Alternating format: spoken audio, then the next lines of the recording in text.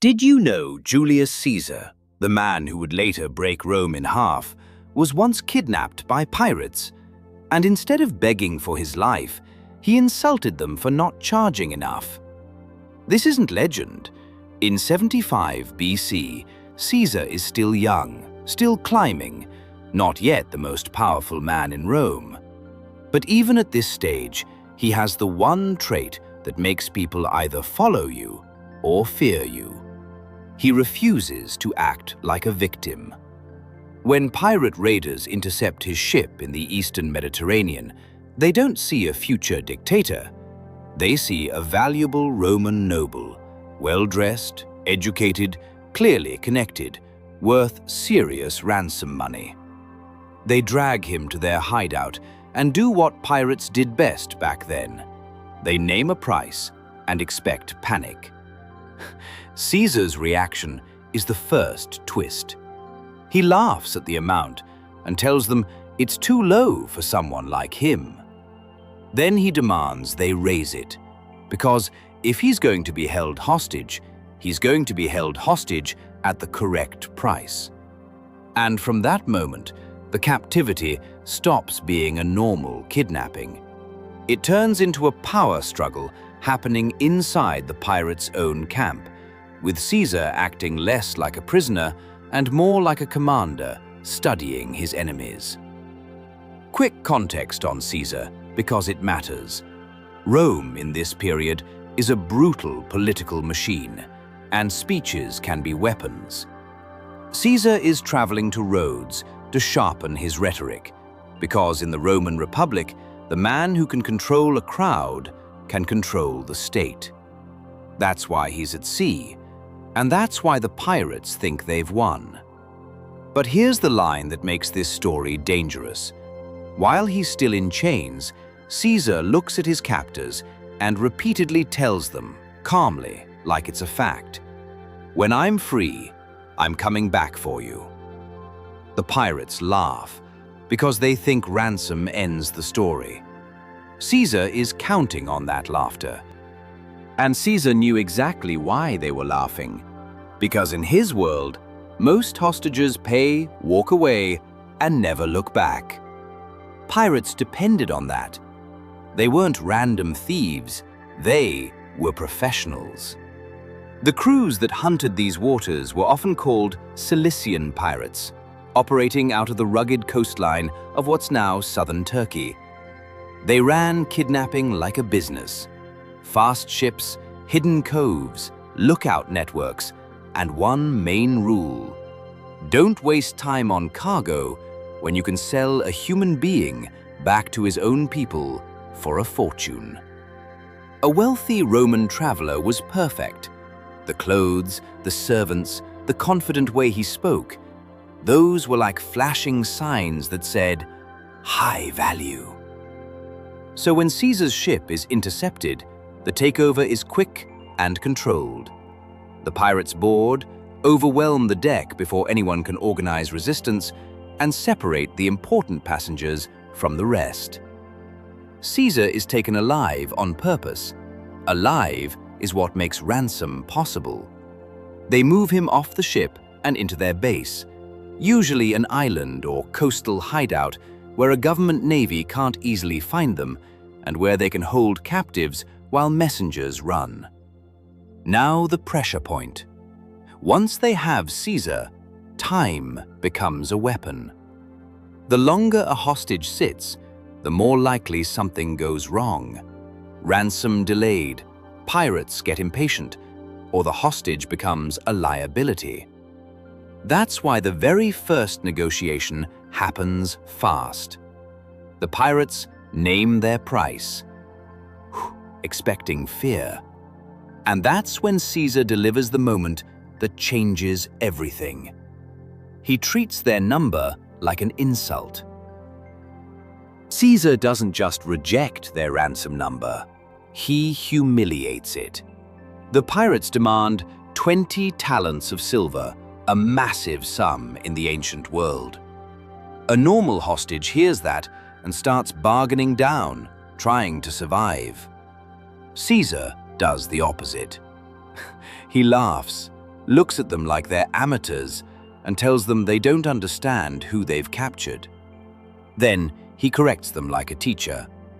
If they want Julius Caesar, the price is 50 talents.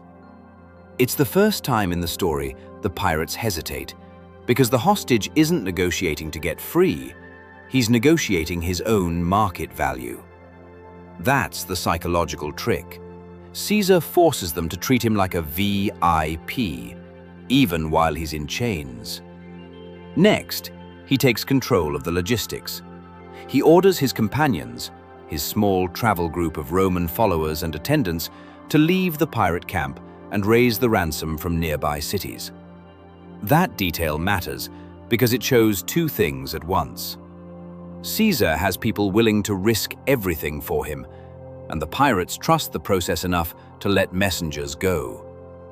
According to later accounts, once the companions leave, Caesar is basically sitting in the camp with only a tiny inner circle, just a friend and a couple servants, surrounded by men who make a living killing and selling people. And this is where most captives shrink. Caesar expands. He starts behaving like the pirates are his audience. He joins their physical games and training, not to impress them, but to show he isn't afraid of their world. When he wants to sleep, he literally tells them to keep quiet, like he's the commander and they're the noisy recruits. He writes short speeches and poems during captivity and reads them out loud. If they don't react the way he wants, he mocks them for being ignorant. Imagine the risk. You're insulting armed criminals while they're holding you hostage. But Caesar understands something about predators. Confidence unsettles them because it makes them wonder what you know that they don't. And then comes the line he repeats so often, it turns from a joke into a warning. Caesar keeps telling the pirates, casually, even cheerfully, that when he's released, he will come back and punish them. Specifically, he says he'll have them crucified, the Roman punishment reserved for criminals like pirates and slaves.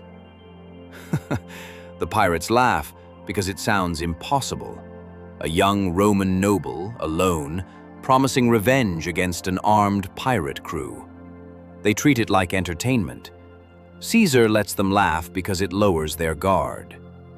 Every time they laugh, they're confirming they don't take him seriously. But Caesar is doing two things at once. On the surface, he's surviving captivity by dominating the social space, turning fear into performance.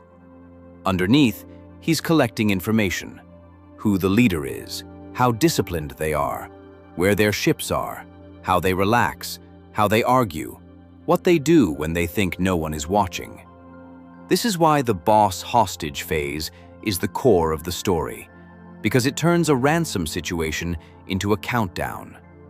Either the silver arrives and Caesar walks free, or the pirates decide he's too risky to keep alive. And when the ransom finally appears on the horizon, Caesar isn't relieved. He's ready, because for him, release isn't the end of the story. It's the moment the story becomes payback. Now the story turns into pure pressure, because once Caesar's companions leave to raise 50 talents, everything depends on time. In the ancient world, ransom isn't a quick payment.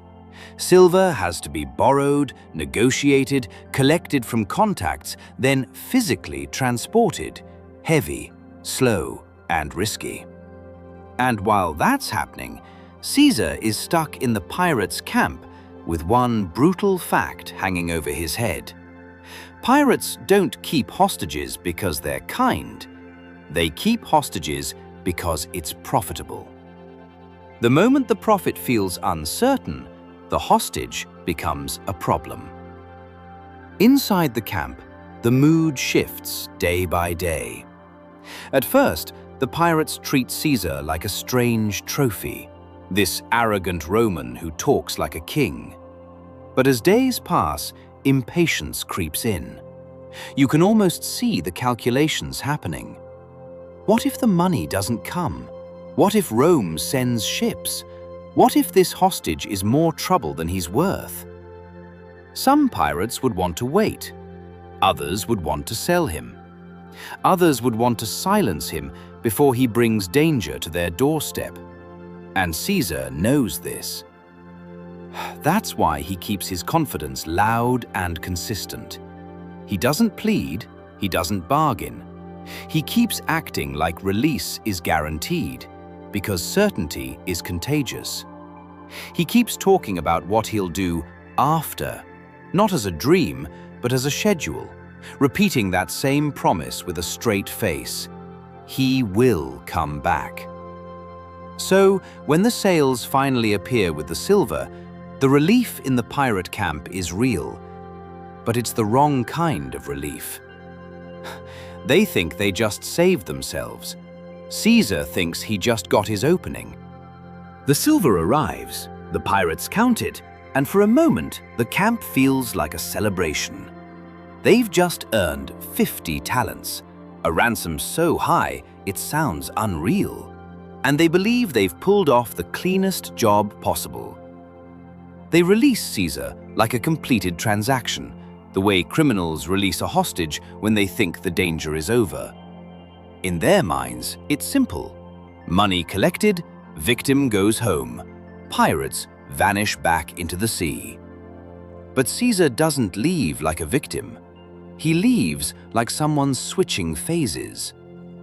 The minute he reaches the nearest coastal towns under Roman influence, he starts building a response with shocking speed. Even though he's young, Caesar is still a Roman aristocrat, meaning he has status, connections, and the ability to make local officials listen, especially in regions terrified of pirate raids. He doesn't write a complaint and wait for Rome. That would take too long. He does what Rome's most dangerous personalities always do. He treats delay as weakness and acts first. He raises ships fast, small, practical vessels, not a grand navy, just enough to move quickly. He gathers crews, weapons, and local sailors who know the coastline. And he uses the simplest advantage. The pirates think they're safe because they've already been paid. After a big ransom, pirates usually disappear into hidden coves, divide profits, and relax. That relaxation is the window Caesar is hunting. The chase is not random. Caesar is aiming for their most vulnerable moment, right after the deal, before they move. He sails straight toward the pirate hideout routes, using local coastal knowledge and the fact that pirates rely on the same islands and anchorages. And the pirates don't expect it. They expect a victim to recover, to complain, to move on. They don't expect their hostage to come back like a commander. Then the payoff lands exactly the way Caesar promised. He catches them before they vanish. His men surround the pirate ships, board them, and the kidnappers become prisoners in minutes. The most satisfying detail in the tradition is that Caesar also recovers much of the ransom money, turning their profit into a trap. And now the story reaches its darkest turning point. Caesar has them in chains. He has proof. He has power in the moment. The only question left is the one he's been repeating since day one. Was he joking about punishment, or was he warning them? Once Caesar has the pirates captured, the tone changes instantly. A kidnapping can be explained away as bad luck, but what Caesar is holding now is something far more dangerous in the Roman world. Authority in real time. Prisoners, ships, stolen money. Everything that proves he was right, and everything that gives him control of the ending. At this point, a normal Roman would hand the pirates over and walk away. Caesar doesn't. He takes them to the nearest Roman authority in the region, because officially, punishment is supposed to be decided by a provincial official. And here's the twist that makes this even more revealing. The official hesitates. Ancient writers describe the decision as slow or unwilling, the kind of delay you get when someone is thinking about profit or politics instead of justice. Pirates could be sold. Their property could be seized. A governor might prefer money over making a statement. And for Caesar, that hesitation is dangerous, because it risks turning his victory into a compromise. So, Caesar does what he will do again and again later in his life. He refuses to let someone else control the outcome. He takes the pirates back into his own custody and moves to finish it himself. Now, keeping this informative and non-graphic, the tradition says Caesar carries out the punishment he promised them during captivity, the standard Roman execution used for criminals like pirates. What matters is not the method, it's the message. Caesar had been repeating that threat while surrounded, while chained, while they laughed. And now he proves that in his world, a promise isn't a performance, it's a contract. Some versions even add a cold detail that shows Caesar's obsession with control. They say he ordered a quicker death before the final punishment, almost like he wanted to be seen as firm but not chaotic, violent but disciplined. Whether every detail is exact or not, the point is consistent across the story. Caesar followed through.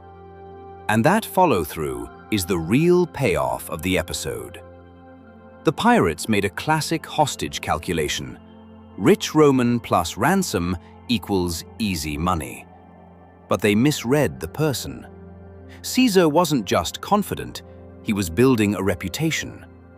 He wanted people to learn that if you threaten him, laugh at him, or underestimate him, the answer won't be a complaint, it will be action. That's why this pirate story matters. It's not a side adventure, it's an early preview of the man Caesar becomes. Someone who turns humiliation into fuel, who moves faster than the system, and who believes power belongs to the person bold enough to take it. And after this, when Caesar later walks into Roman politics and starts breaking rules, he's not improvising. He's doing what he already proved on that island, turning a threat into reality and making sure everyone remembers. If this story kept you locked in, do me a quick favor, hit like. It tells YouTube to push this video to more people who actually enjoy detailed, suspenseful history. And if you want more episodes like this, real events told like a thriller, subscribe and turn on notifications, because Caesar's next chapters are even more dangerous than pirates. Before you go, I want your verdict in the comments. When did the pirates realize they had picked the wrong hostage? When Caesar demanded a higher ransom? Or when he calmly promised he'd come back? And here's your teaser. This wasn't the peak of Caesar's boldness, it was the warm-up. Soon he'll face Rome itself, laws, rivals, armies, and he'll make a decision that turns the Republic into a battlefield. If you want that story next, comment Rubicon, and I'll do it.